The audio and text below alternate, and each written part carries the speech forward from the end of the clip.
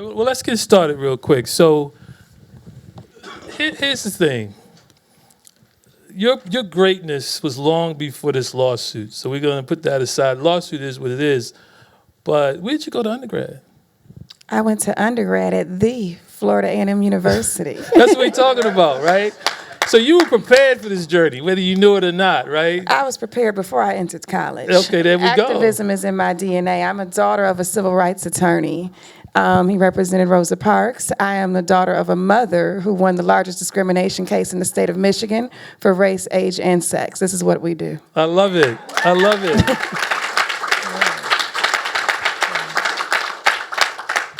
And that's what we all need to do in some way, shape, or form. And so I love it. I love that. I see we have America's Thurgood Marshall, America's Attorney General Ben Crump with us. Thank you for all you do, Ben. I know we all want to say thank you for what you do. Yes. Yes. Definitely. Bring it together, Joe. Indeed. But I did want to highlight the historical black college piece because I think it's important. And you may have been prepared before, but I give credit to that institution. And you've been at that And they institution. stand by what they believe in. They're investors in the Fearless Fund. Oh, I love it. Yes. I love it. That says a lot. So tell us, so you have the foundation, you have the fund. Mm-hmm. And I think you started the foundation first. Is that true or no? It was probably right around the same time. Okay, so tell us about that. And the reason was, as we all know in this room, there's not just a lack of access to capital, there's a lack of access to resources, the education, and the ecosystem as a whole. So we wanted to make sure that there was a pipeline that serviced people who may not be venture ready. So we have a program of education called Get Venture Ready. And we educate them on how to make sure their corporate governance is in place to raise funds, how to create a pitch deck, all of that from a very elementary level on up. So the foundation has the role of the education programs. The foundation has the role of those grant programs. The foundation has the role of those activations. And of course, our venture capital fund is a traditional VC fund regulated by the SEC. So how did you get here? What prepared you to sort of start the foundation and to start the fund and have the vision? Well, we can go back to FAMU. I am part of the 5-year MBA program. I've loved business since I was a kid. People said I would have sold my mother's placenta had I known it had value. So I have always loved business. But further on, when I was a college student, I was raising capital. Like many other college students are today. And I learned that very few business investors look like me. And I made a promise to myself that one day I was going to be the business investor I had wanted. And that promise looks like the Fearless Fund today. Yes. I love it. I love it. Now you hinted at this, but tell us about some of your success stories, because you have some very unique success stories. They're unique. And so we'd love to hear about a few of them.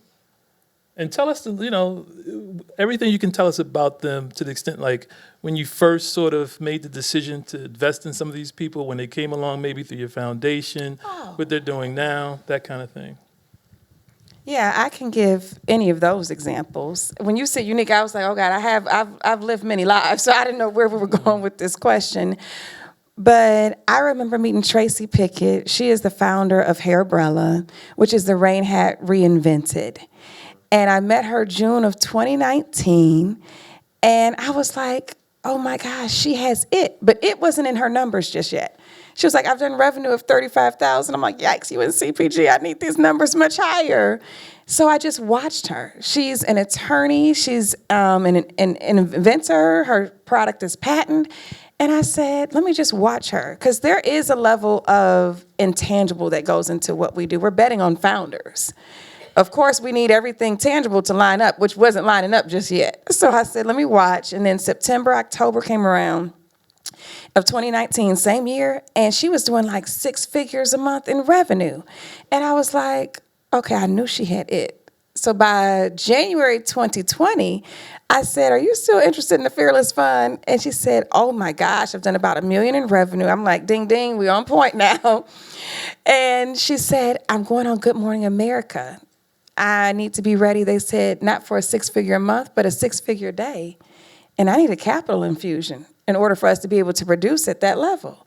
So I said, perfect timing. Well, she happens to go on there March of 2020, and we all know what happened March of 2020, a global pandemic.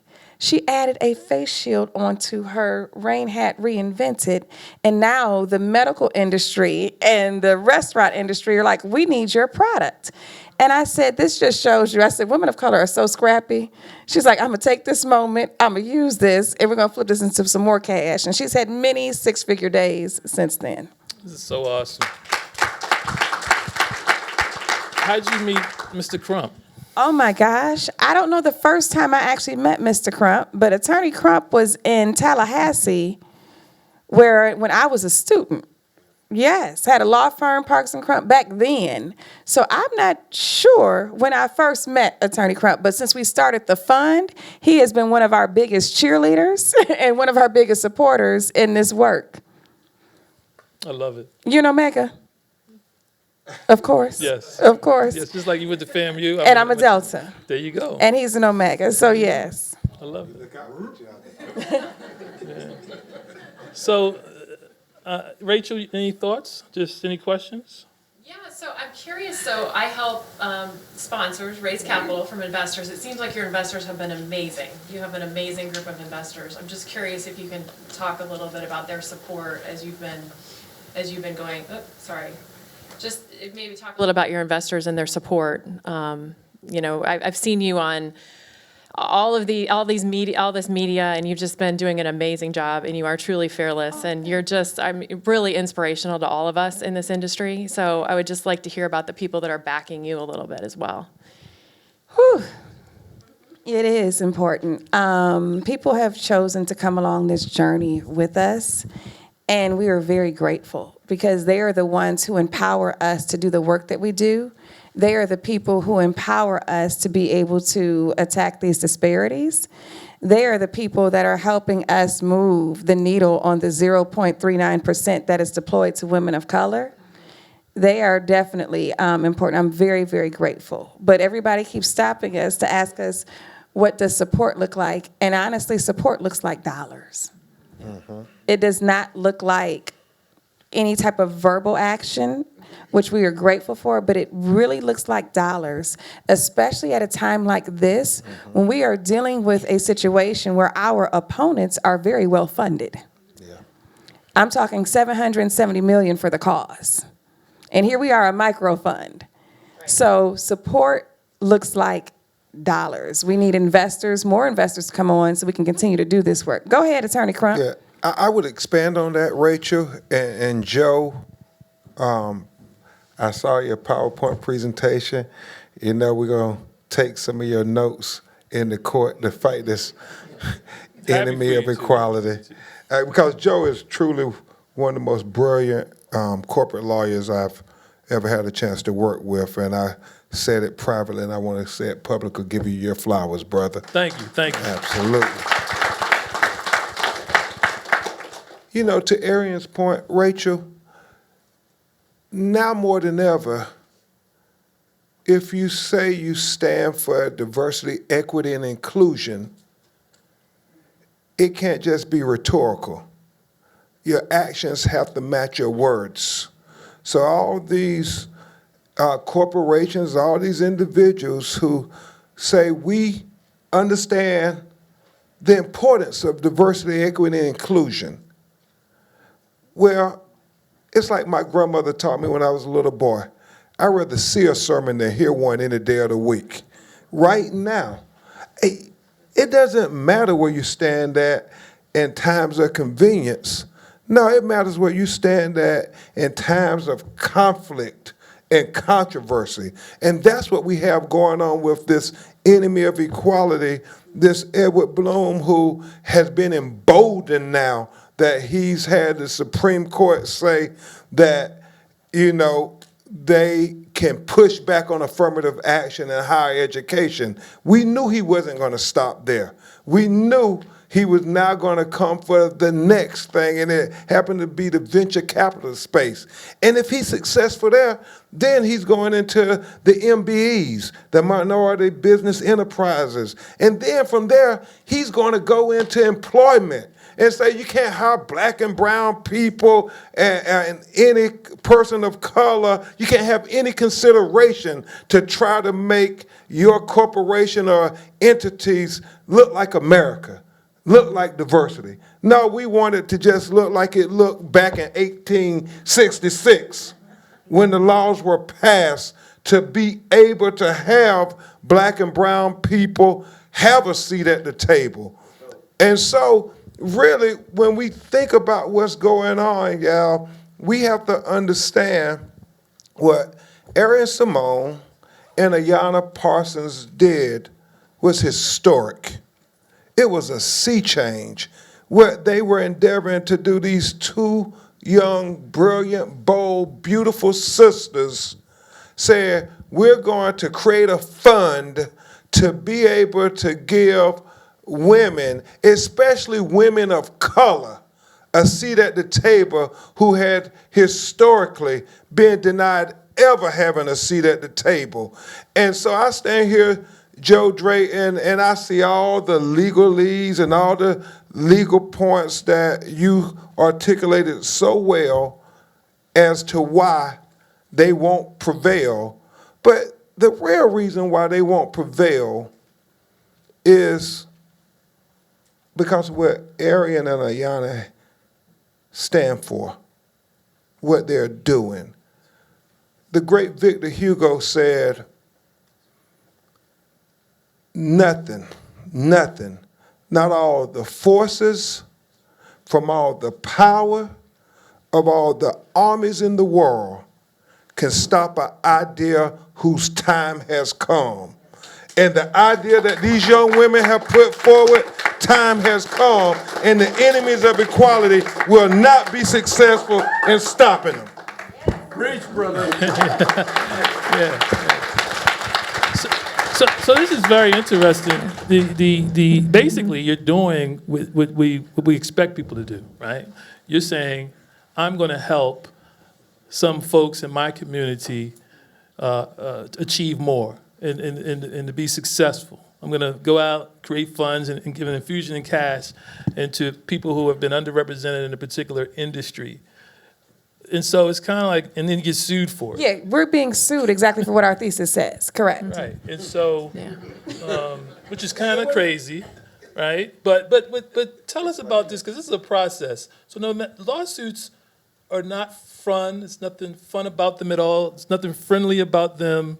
And we're going to be sensitive here, but just the whole process of how you've dealt with it, just managing the stress that comes along with it, and how, just share a little bit if you have anything to share about that, because anytime you're sued, you know, your heart drops a little bit. You're focused on forging and forward in business, and now you have to deal with this distraction.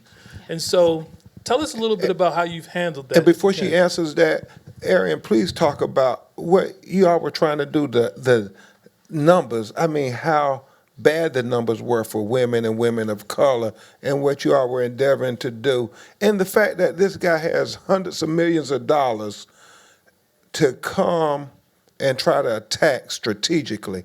It had often been asked, Joe, why do you think they came after the Fearless Fund?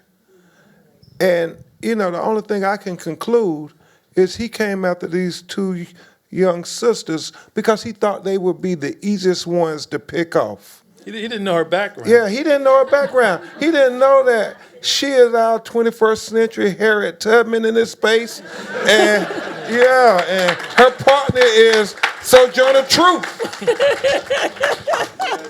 You can keep that. Thank you. Well, you said it, Ben. I don't have to But say. those numbers. Oh, and this audience, because they're in the seats with me. You guys are definitely very familiar. Of course, the women of color last year received about 0.39% of venture capital funds, and over 280 billion was deployed. Yeah, 288 you guys billion. in this, 288. So Yeah. you guys in this room are very well aware that our industry is 92% white male on the investor side. This room is very aware. I believe that we can diversify the investors, which is why we're in here. We can diversify what the investments look like. So collectively as a community, we're here to move the needle on those stats. And to answer your question, attorney, is pretty much I've been more mindful of my team. As Sam Sugarman wave real quick, he's here. I know yes, he likes to stay behind the scenes. He is dedicated to this mission. Sam came and worked for us for free for a whole year 2 years ago. Before even coming on, we got management fee. He was like, wait, we got cash? He said, I want to work here.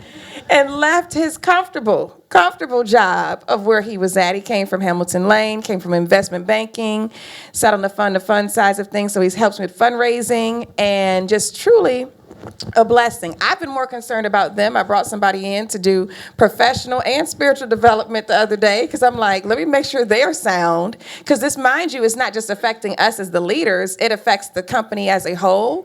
Luckily, we've been in a place where we haven't had to have the people running the day-to-day operation work on the lawsuit. So we have a separate team, our legal team, our crisis communications team, our communications team that does meet nonstop, working, like I said, nonstop working on all of this. So we've been able to separate that, but you are correct. It is a distraction to some extent, but just making sure we've been able to keep the company moving at the same time. Yep, and I think a point too is that diversity is profitability. So I think one of the big defenses is like it's not but for. We're not just investing in the color of someone's skin. We're investing in businesses like you spoke about that are changing the world, that are making incredible products, and a lot goes into your investment decisions, right? And I think the investors behind you and the investors behind firms that I represent see that, right? I mean, everyone's full stop ahead in what I'm seeing, people raising 50, 100, 150 million right now. And some of those investors may not be out publicly talking about this, but they're privately continuing to support, which I think is really, really important. And I'm just so proud of the fearless way you're attacking this because you're allowing that capital to hopefully keep flowing and more of it to flow. Oh yeah, if the only color you're focused on is green, it makes good money. Yeah.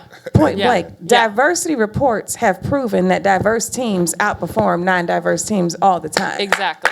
It's as they simple prove as that. It's Yeah. good business. Right. Ben, what's the posture of the lawsuit? Anything you can tell us where you see things going? Without getting too deep into the weeds, at the crux of the matter, Joe, all this really is a frivolous attempt to prevent the progress of women. I mean, that's what it is. I mean, when you think about the disingenuous argument, I mean, this is based on the Civil Rights Act of 1866, as you showed, and it was supposed to make right a wrong, inhumane wrong, that said black people in America could not enter into contracts with white people. That was the law in America. So you had this law come and say you can't consider race as when you enter into contracts. And so it was something that was supposed to liberate black people and give us the access and opportunity to do business. But they are trying to, reverse that and say, no, this law is not going to prevent you from being able to do business. And it's just so disingenuous at the crux when you think about it. But then you get into the weeds of it. And, you think about even the argument that was made and authored by the Supreme Court, Rachel, where they said, affirmative action gives African Americans an unfair competitive advantage. And I scratched my head and I said, where's evidence of that? I mean, tell me anywhere in America where black people are equal with white people, where there is, Ivy League education or these Division I schools like North Carolina and Michigan, where are we anywhere close to 50%? Net worth? Hey, black people, we anywhere close to being equal with white people in America? I mean, executive level jobs, board of director seats, Joe. Where's this evidence that we have an unfair competitive advantage? I mean, it's asinine when you think, what was that number, Arian, you said, what black women, 0.039? 0.39% for women of color, and that's not just black women. That's black, brown, and yellow. Yeah. Red I and mean, that. Yeah. it's asinine, Joe. And So, and women actually, as a whole, add white women in, we're still under 2%. I mean, Yeah. white men, 92%, everybody else. He said, where is the evidence here? One thing I do want to paint a bigger picture of is what's going on with this case. I want to paint a very broad picture. So Roe versus Wade is overruled. Affirmative action is overruled.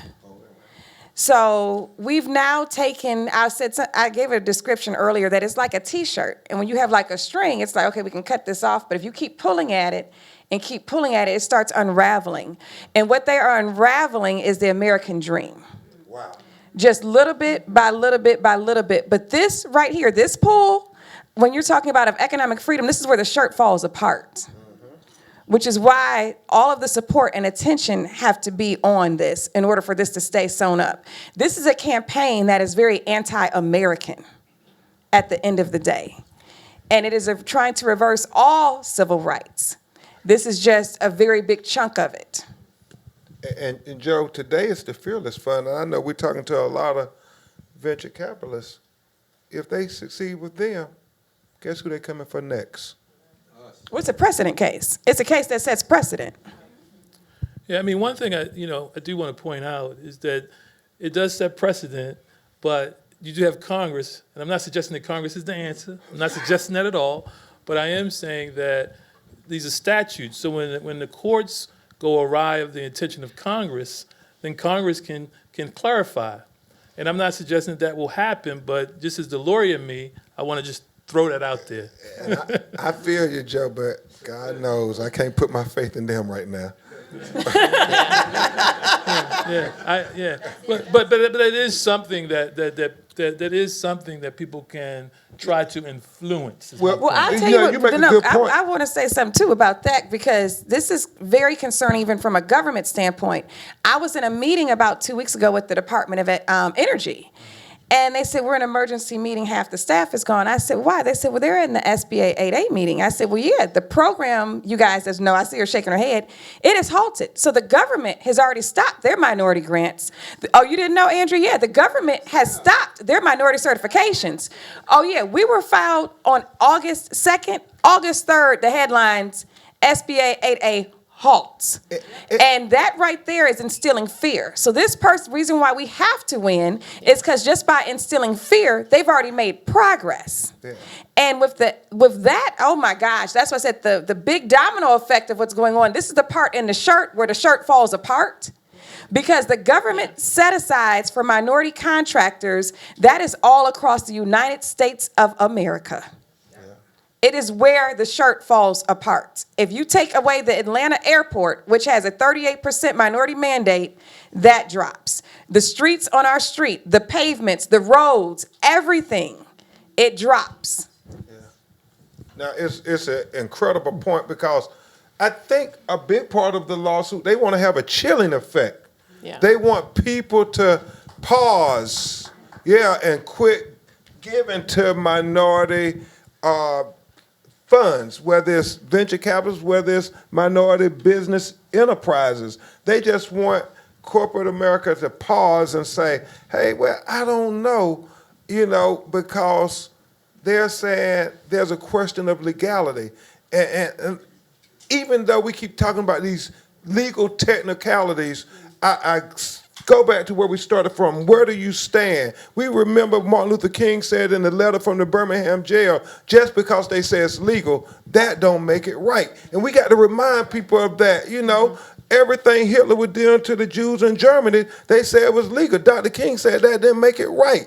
They said that slavery was legal. Dr. King said, but that didn't make it right. They said segregation was legal, but that didn't make it right. So even though I want to believe the court is going to get this right and not get it wrong like they did with, affirmative action and higher education reasons recently.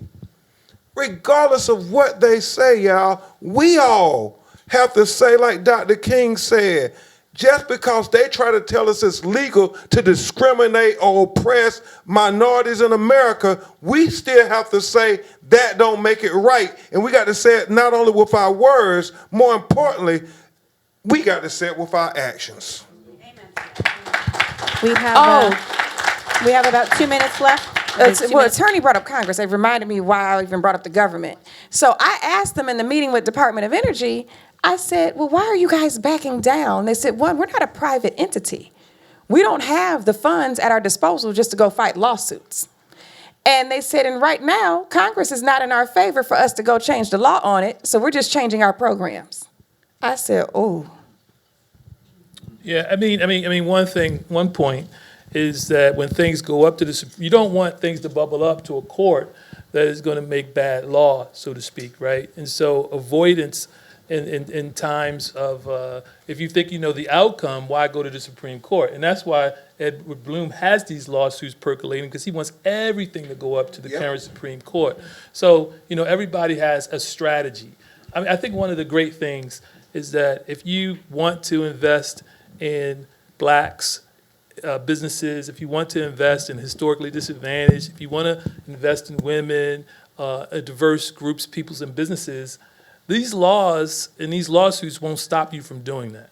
So we don't want to connect what's happening in the courts to the ability to invest in areas and in people and in businesses that you want to invest in, because there's the disconnect there. Thank you. And the headlines are different, but the reality is you can invest. And so, make sure I want everyone to sort of understand that. So I appreciate that so Joe, much. let me just jump in and Please. say that, anybody that heads for the hills now, an LP, was never really committed in the first place. Absolutely. Please be clear. Never committed. They were looking for an out. They were probably forced to do it. But we have a room of believers, and this is a tiny snapshot of our larger ecosystem, and so we will get it done. We will get it done. And thank you. And honestly, you find out at a time like this, Andrea, who in your network is who they are, who they say they are. 1,000%. So you have 1,100. You may find out you have 500. Yeah, well, we'll take the 500 checks You're because then right. we'll make the most of it. Yeah. You're right, but And this will thank be you a to the time of investors in this exposure. room who are changing it. I mean, really, thank you. And for the general public, we have a website. It's www.fearlessfreedomnow.org. Again, that's www.fearlessfreedomnow.org, where they can sign the petition, make a donation, and just say that, hey, we stand up for this cause. excellent. So very quickly, any last words before we conclude, because I know it's time. I'll just say this, what she said is so important. They've raised over $700 million for what they believe in. How much are we willing to raise for what we believe in? Whew, that was good. Arian, you want to? No, I can't go after I was that. going to say, Ben, That's why don't a you mic hold drop. off? That's a mic There we drop. go. So let's invest in our community. Let's invest in these defenses. Let's raise the money we need to achieve the success we want in America and the world globally.